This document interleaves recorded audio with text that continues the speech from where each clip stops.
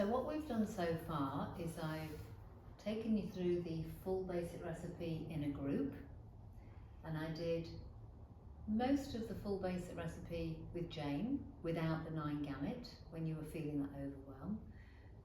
You've learnt to do the quick tap, and you have practiced on yourself doing the quick tap. So if we could just get a bit of a recap on the quick tap. So how would you go about it, and when do you think you might use it? So, for me, if I was avoiding doing something like filling in a job application, before it, and that horrible feeling, I can't do it, I have to go to I don't know, I have to coach myself and go, just start where you go to your computer, just switch your computer on and log onto it, and then probably do it then just to try and reduce that fear and that intensity of that overwhelm. Absolutely, just perfect. to get me like started, because once I start something I'm usually fine. It's just that the beginning bit. That's as simple as it gets, really, because when we overthink things, that's when we get in trouble. But you think about it, you know you don't want to do it, but when you sit there, it gets stronger. Let's assume you do sit there, but you now know, I'm going to just sit there and feel what I feel, because you're tuned in then, aren't you? And then you can do 2 things. You can do the quick tap and just feel what you feel and go, oh, I don't want to do it. Oh, this feeling in my stomach, I really don't want to do this. This feeling in my stomach, I'm procrastinating again.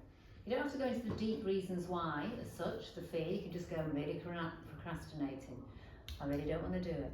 And you just do several rounds, don't you? How do I feel? Where do I feel it in the body? And with the quick tap, I like to say, use the collarbone to say a little bit more about why. Oh, and you could add in, I might fail again.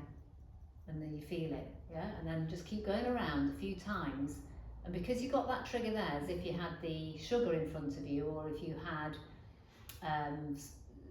something else you wanted to give up, your phone, you're addicted to your phone and going on your phone, same thing, you have your phone in front of you. So sorry, I'll go to that in a sec. So going back to this, you do a few rounds on procrastinating, and I did this funnily enough recently, and it propelled me into continuing to finish my book, nearly, the EFT journal. And then after a few rounds of tapping, I was like, I actually feel quite excited. And I just went into it. So yes, perfect example of how you can use the quick tap in the moment. Can anybody else give me an example of how you think you might be able to use it in your day-to-day life, the quick tap? If you think about your week ahead or tomorrow, what might be coming up, or something that bothers you that's not highly triggering?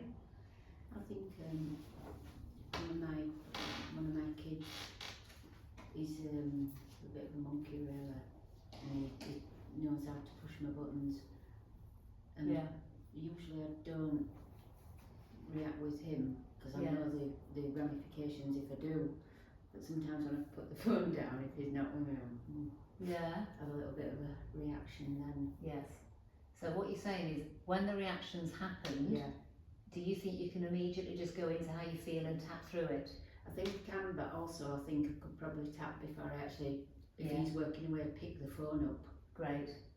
Not when he's ringing, I won't put him off. But maybe before I schedule a call, I think I'll phone him at 6 then beforehand, have a bit of a do then. Yeah, because the point is here, and it's a really good point, is what you're saying is,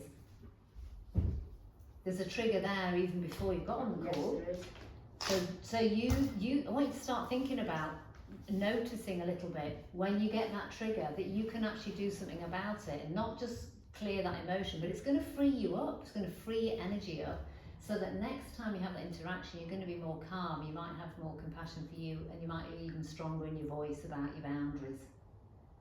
Yeah, so I think that's perfect, and you could actually, because you've got a bit more time, maybe before or after the call, you can then do your full setup statement, even though I'm nervous about the phone call because he always drives me mad. And just tune into it. Even though I'm feeling all this tension in my chest, I'm honouring this right now. So even though I'm actually really annoyed and stressed about this conversation, you don't have to go into the detail, the trauma, what it's really about necessarily, but tune into what's there then. And then just keep it simple again. The points around are, I'm dreading this call already. I'm feeling it in my chest. It's really annoying. I'm dreading this call already. The emotion would be dread. Yeah, I'm feeling it in my belly.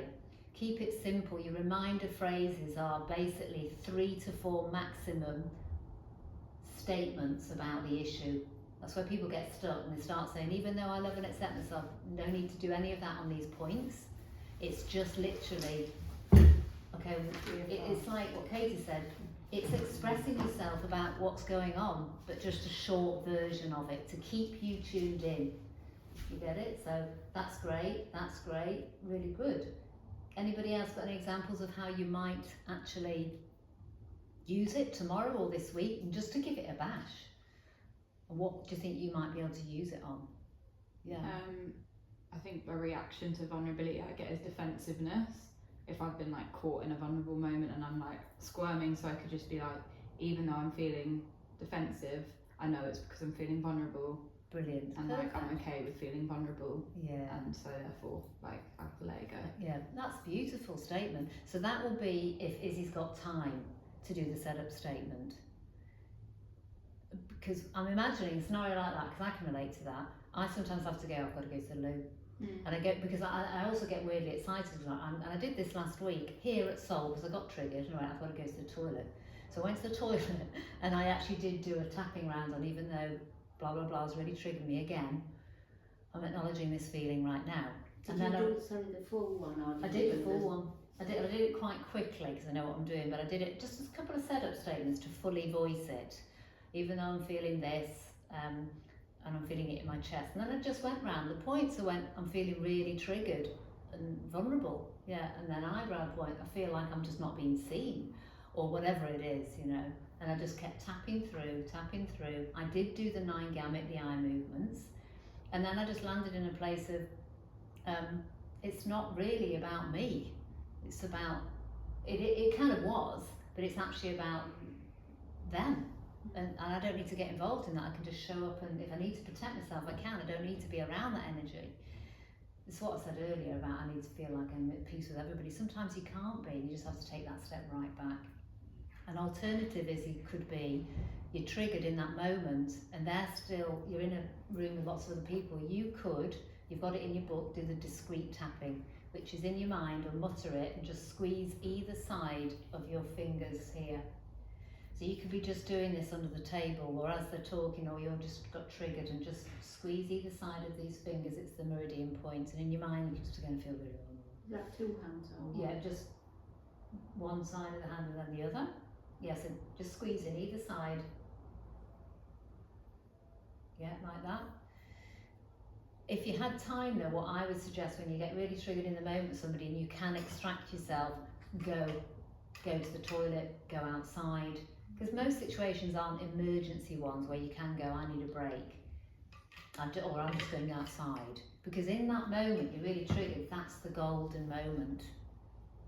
Because you're just going to tap through that immediate emotion. You don't need to get into the details, you don't need to get into the trauma of it, you don't need to go to the child, but a part of you will slightly, because you tuned in, but you just take the edge off. It's like, I just really want to recognise this with you to recognise it, sorry, because people get worried, they go, you shouldn't do that on your own. It's like, but you're not going into the story, you're just feeling that emotion.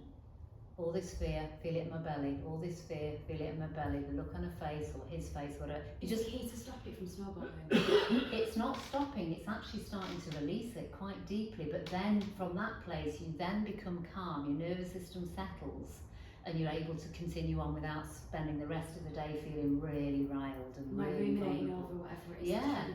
And what happens then is you get that sense of, I feel a bit clearer now, I really need to get proper help with this. I want to dissect this with help, with somebody who I feel safe with, because this is just ruling my life, you know, because everybody in your, like, we've got characters in our play, in this world, haven't we? And it's like, that person is representing probably 2 or 3 other people, and it's probably childhood stuff. And so that's where one-on-one therapy can be really effective, because you're going in safely to have that dialogue with that little you who is never seen, who is always made to feel wrong, or whatever it is you're going, you know, you weren't seen, or whatever it is. So that's a great example. And I've been quite personal with mine, and I'm not telling you about any names, but we're all here and we're human, we get these triggers. Does anybody else like to share how you think you might use it, maybe for physical pain or just anything like that? The quick tap or the full basic recipe, which we're going to learn more about this afternoon. I'm definitely going to use it for my sleep. Yes. I mean, I have been dipping into it Yeah. with sleep, but I'm going to rank it up and Good. really focus on that. Brilliant. And also for cravings. Yeah. And yeah, just get my diet back on track. Healthy eating. Brilliant. So just something on that I want you to all remember as well is when you've got these issues and you start to think, oh, I've learnt tapping now, I can start to write in my journal these little things, these mild to moderate little issues that you want to work through. If you start and you look, you think, okay, sleep, because sleep's a big one, or procrastination, I'd always start with exactly where you're at first. So that would mean going, even though I have this sleep issue and it infuriates me. That's how it used to be for me, you know. Even though I'm so frustrated, I can't sleep. Because you get yourself all wound up, don't you? Deal with that first before you get into the other symptoms around sleep, because there is a lot. There's diet, there's what you're doing before bed, there's hormones, there's so many things. But you might be surprised that if you just deal with the emotion about how you feel about an issue first, especially with a physical issue, you've got chronic pain, tap on how you feel about having that chronic pain first. Even though I'm so sad that I've lost my mobility. And again, don't work on big traumatic stuff, but there's nothing stopping you from just starting to just practice a little bit. And the same with procrastination, even though I'm so frustrated with myself, because I'm always procrastinating. So instead of going into the nuts and bolts of resolving why you procrastinate, deal with the biggest thing in the room first, which is how you feel about it. That'll be really helpful for you all, because this is where you can get stuck in the beginning. I don't know what she does, I don't know what she says. It's like, okay, how do I feel about it? Go back to your 4 questions. It'll really help you. Okay, so I'm going to do a demonstration, so I do need a volunteer, on the full basic recipe again, because I think it's good for you to